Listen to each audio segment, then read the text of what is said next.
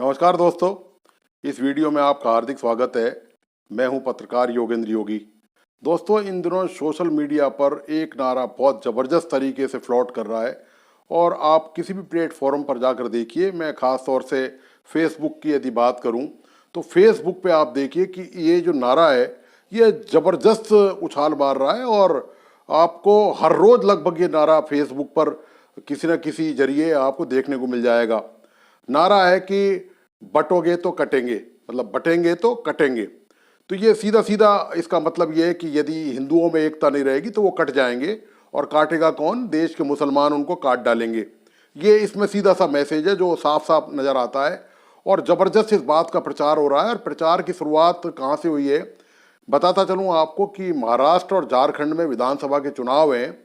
तो उत्तर प्रदेश के मुख्यमंत्री योगी आदित्यनाथ ने महाराष्ट्र में यह नारा दिया कि हिंदुओं को एकजुट करने के लिए वोट बैंक की खातिर कि बटेंगे तो कटेंगे। मतलब सीधी सी बात यह है कि यदि आपको सत्ता में आना है तो हिंदुओं को एक होना पे इसमें पड़ेगा। और भारतीय जनता पार्टी केवल हिंदुओं की उद्धारक है, वही केवल स्वर्ग का रास्ता बता सकती है, राम राज्य का रास्ता, राम राज्य की शांति, खुशहाली, विकास जो सपने हैं वो केवल भारतीय जनता पार्टी की ही बता सकती है या दे सकती है देश को। और इसीलिए ये नारा दिया गया वहाँ पर, ताकि किसी भी तरह से महाराष्ट्र में भारतीय जनता पार्टी अपने बलबूते पर सत्ता में आ सके। और योगी आदित्यनाथ के बाद इसी मुद्दे को लेकर, इस नारे को लेकर भारतीय जनता पार्टी के जो दूसरे नेता हैं, यहाँ तक कि प्रधानमंत्री मोदी ने भी इसका जिक्र किया। तो भारतीय जनता पार्टी के जितने भी बड़े लीडर्स हैं उनको देश, अब चुनाव का चूंकि अब माहौल है, वक्त है, तो देश उनको ऐसा लग रहा है कि हिंदुओं में बट गया है और हिंदू अब कट जाएंगे। यदि भारतीय जनता पार्टी की यदि जीत नहीं हुई तो हिंदू जो है कट जाएंगे। मतलब सीधी सी बात यह है कि इसमें भारतीय जनता पार्टी की जीत होना इन चुनावों में बहुत ज़रूरी है, वरना हिंदुओं का बहुत भारी नुकसान होगा, वो काटे जाएंगे, उनके अहित होंगे, उनका नुकसान होगा।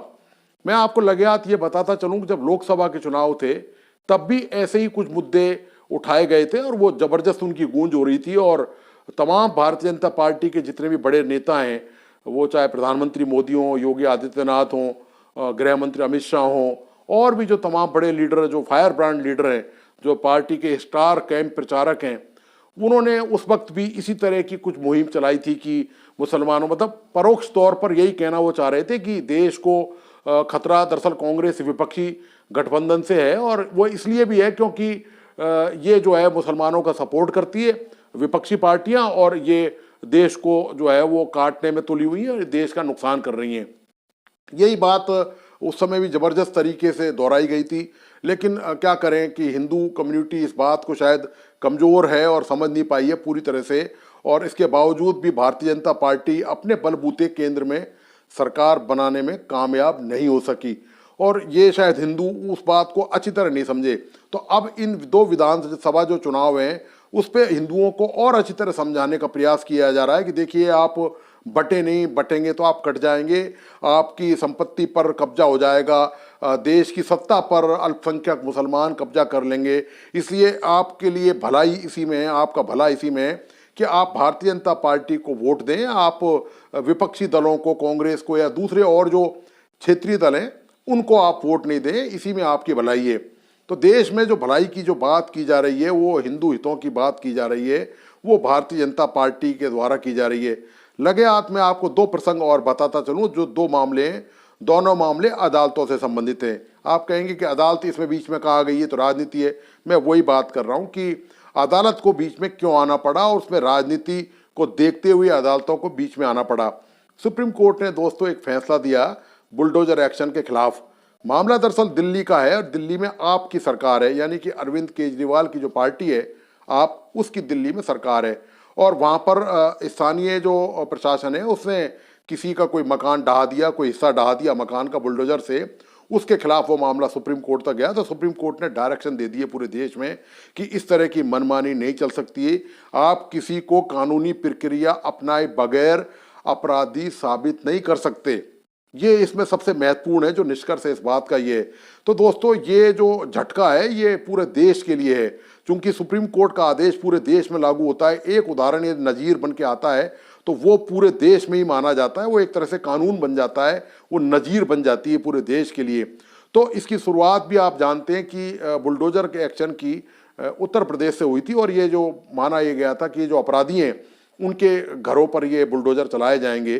तो लेकिन इसमें भी सांप्रदायिकता का चश्मा ज़्यादा नजर आया, और अब सुप्रीम कोर्ट ने चूंकि ये क्लियर कर दिया है कि ये मनमानी और न्यायालय की जो ताकत है, जो न्याय का अधिकार है, वो सरकारें अपनी मर्जी से नहीं ले सकती।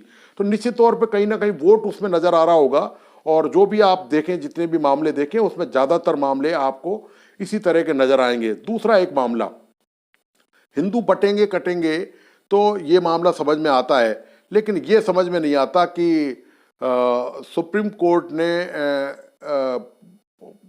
यमुना को जहरीला करने के लिए करीब 58 लाख रुपए का जुर्माना यूपी पर लगाया है, यूपी प्रशासन पर लगाया है, सरकार पर लगाया है। तो यहाँ पर हिंदू वोट कटते और बढ़ते नहीं दिखाई दे रहे। दरअसल ये मुद्दे ऐसे हैं कि जो हमारी माँ समान पवित्र गंगा है, यमुना है, इनकी नदियों में जो जहर डाला जा रहा है, और अभी भी डाला जा रहा है। ऐसा नहीं है कि पिछले 10 साल से केंद्र में भारतीय जनता पार्टी की सरकार है और इतने ही साल करीब हो गए यूपी में, उत्तर प्रदेश में योगी आदित्यनाथ की सरकार है, यानी कि भाजपा की सरकार है, और स्पष्ट बहुमत के साथ है यूपी में तो। और केंद्र में चूंकि कुछ मजबूरियां हो सकती हैं गठबंधन की सरकार को इस बार, लेकिन यूपी में ऐसी कोई मजबूरी नहीं है। इस मुद्दे पर हिंदुओं की चिंता इनको नहीं है। असली बात ये हिंदुओं की मतलब माँ समान नदियां हैं, 10 साल से इनमें मलमूत्र बहाया जा रहा है, और अपशिष्ट जो कारखानों के हैं, पूरे शहरों का जो प्रदूषण है, जो प्रदूषित जल है, वो उन नदियों में जा रहा है। 10 साल दोस्तों कम समय नहीं होता, 10 साल पर्याप्त समय होता है। सरकारों के पास इन नदियों को बचाने के लिए, इनकी पवित्रता कायम रखने के लिए कोई धनराशि की कमी हो ना, ऐसा कुछ नहीं है। और यदि ऐसी कमी होती तो क्यों सरकारों ने हिंदुओं से अपील नहीं करी कि नदियों को हमको बचाना है। ये हमारे धार्मिक पुराणों में, हमारे शास्त्रों में पवित्रता का मामला है। इस पर आप हमें चंदा दीजिए, इस पर आप हमें आर्थिक सहयोग दीजिए। राम मंदिर के नाम पर जिस तरह से अपील की गई थी और करोड़ों रुपए का चंदा राम मंदिर बनाने के लिए मिला था, तो क्या इन पवित्र नदियों को बचाने के लिए नहीं? लेकिन दोस्तों सच्चाई ये है कि इन नदियों को बचाने का काम सिर्फ सरकारें कागजों में ही कर रही हैं। ये जो माँ समान नदियाँ हैं, जो पवित्र नदियाँ हैं, जो बुरी तरह से काली हो चुकी हैं, और यमुना के जल की जहाँ तक बात मैं करूँ, उसका पानी दोस्तों आचमन के लायक नहीं रहा है।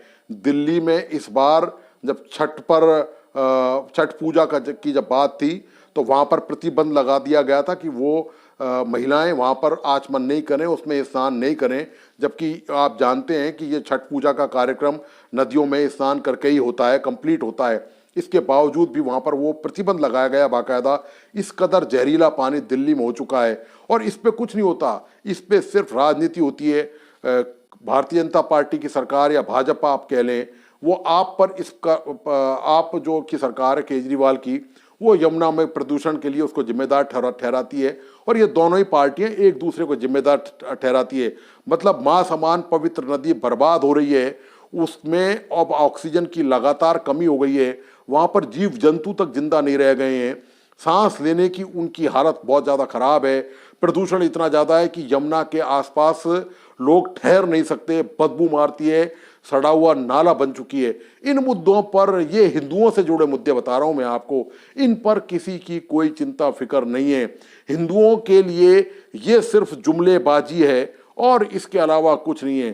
ज़्यादा चिंता वोट बैंक की है। अभी जब चुनाव हो जाएंगे तो ये बंटने और कटने का जो ये नारा दिया जा रहा है, ये भी हवा हो जाएगा, क्योंकि ये सब चुनावी नारे हैं और ये केवल असली मुद्दों से ध्यान भटकाने की कोशिश है। हिंदुओं की एकता की बात, हिंदुओं की सनातन धर्म की बात ये करते हैं, हिंदुओं के वेद पुराणों की बात करते हैं, लेकिन जब जैसे पवित्र गंगा और यमुना की जो नदी हैं, जब इनकी साफ सफाई की बात आती है, 10 साल का इतना बड़ा वक्त दोस्तों, उसके बावजूद भी हालत ये है कि यदि नदी में स्नान नहीं किया जा सकता, उसके जल से यदि आचमन नहीं किया जा सकता, तो आप समझ सकते हैं कि इस देश में हिंदुओं की भलाई के लिए क्या क्या किया जा रहा है। तो आप जब भी कभी चुनाव आएंगे, आपको मैं बताता चलूं कि जब भी कभी आने वाले, अभी और वक्त में विधानसभा के और भी राज्यों में चुनाव होना बाकी हैं, जब वो चुनाव आएंगे तो आपको ऐसे नारे, हिंदू बटेंगे तो कटेंगे, इस तरह के नारे आपको फिर सुनाई देंगे। फैसला आपका, वोट आपका, मर्जी आपकी, देश आपका। चलाना कैसे है, चलना किसको है, कौन किसको बता रहा है, कौन किसको समझा रहा है और लोग कैसे समझ रहे हैं। आश्चर्य की बात यह है, लोकसभा चुनाव में अपने बलबूते सत्ता हासिल नहीं करने वाली भारतीय जनता पार्टी आज भी केवल धार्मिक और भावनात्मक मुद्दों पर ही बोल रही है। आरक्षण के मुद्दे पर देश बटा हुआ है, इस मुद्दे पर भारतीय जनता पार्टी बोलने को तैयार नहीं है, बहस भी करने को तैयार नहीं है। सुप्रीम कोर्ट ने आरक्षण के अंदर आरक्षण का जो प्रावधान है उसकी वापस समीक्षा करने का एक आदेश दिया था। उस पर भारतीय जनता पार्टी, जो हिंदुओं की बहुत बड़ी खैर ख्वाह बनी हुई है, बहुत बड़ी, जिस पर अपने आप को बहुत बड़ा मसीहा मानती है, उसने आरक्षण के मुद्दे पर आपने कभी कुछ नहीं सुना होगा। एक भी लाइन किसी भी मीडिया चैनल पर, अखबारों में कोई बयान कि जो आरक्षण, जो अति पिछड़े वक्त हैं उसमें उनको अतिरिक्त आरक्षण दिया जाए, यानी कि जो SC ST हैं उनमें अति जो पिछड़े हैं उनको सुप्रीम कोर्ट ने कहा कि इनको अलग से आरक्षण दें, और साथ में SC ST में जो क्रीमी लेयर है, जिन्होंने अपनी मतलब पर्याप्त अपना आधार बना लिया है, आर्थिक आधार, नौकरी के आधार पर, उनको उससे बाहर करें ताकि जो दूसरे और SC ST में जो आरक्षित लोग हैं उनको उनका मौका मिल सके। ये सही भावना थी आरक्षण की। दरअसल इस मुद्दे पर भी कोई भी राजनीतिक दल, भारतीय जनता पार्टी की बात मैं इसलिए कर रहा हूं क्योंकि इनको हिंदुओं की सबसे ज्यादा चिंता है, और ये जो SC ST OBC का मामला है ये सारे हिंदू ही हैं, इसमें मुसलमान और क्रिश्चियन नहीं है, ये मैं आपको लगे हाथ बताता चलूं, और इन्हीं की भलाई की बात थी। लेकिन इस मुद्दे पर चूंकि आरक्षण का मुद्दा दोस्तों बोतल से जिन्न बाहर निकालने जैसा है, इसलिए हर दल, चाहे वो भारतीय जनता पार्टी हो, सब एक्सपोज्ड हैं, सबके चेहरे इस मामले में रंगे हुए हैं, सब रंगे सियार हैं इस मामले को लेकर। इस मुद्दे पर कोई चर्चा कभी बिल्कुल नहीं करेगा। ये दोस्तों असलियत है। अब चूंकि चुनाव का माहौल है, झारखंड महाराष्ट्र में चुनाव अब कुछ ही अब अगले चंद दिनों में होने वाले हैं, तो ऐसे मुद्दे कि हिंदू बटेंगे कटेंगे, ये दोस्तों आएंगे आपके सामने। आपको क्या करना है, आपको क्या निर्णय लेना है, आपको क्या डिसीजन देना है, अब वो देश का मतदाता, मैं मानता हूं, इतना मैच्योर हो चुका है कि वो समझता है कि उसके सामने रियल इशू क्या है, सही इशू क्या है। यदि वो केवल भावनाओं में बह रहा होता तो पिछले लोकसभा चुनाव में भारतीय जनता पार्टी 400 का आंकड़ा पार कर चुकी होती। तो दोस्तों आपको आज का विश्लेषण कैसा लगा, प्लीज़ अपने लाइक्स और कमेंट के साथ मुझे ज़रूर बताइए, और इस वीडियो को अपने दोस्तों और परिजनों को शेयर करें। साथ ही जिन मित्रों ने इस YouTube चैनल को सब्सक्राइब नहीं किया है, मेरी उनसे रिक्वेस्ट है, प्लीज़ इसको सब्सक्राइब करें और बेल आइकॉन का बटन ज़रूर दबाइए ताकि कोई भी इस तरह का नया वीडियो, नया विश्लेषण हो, उसकी सूचना आप तक सबसे पहले पहुंच सके। धन्यवाद, नमस्कार।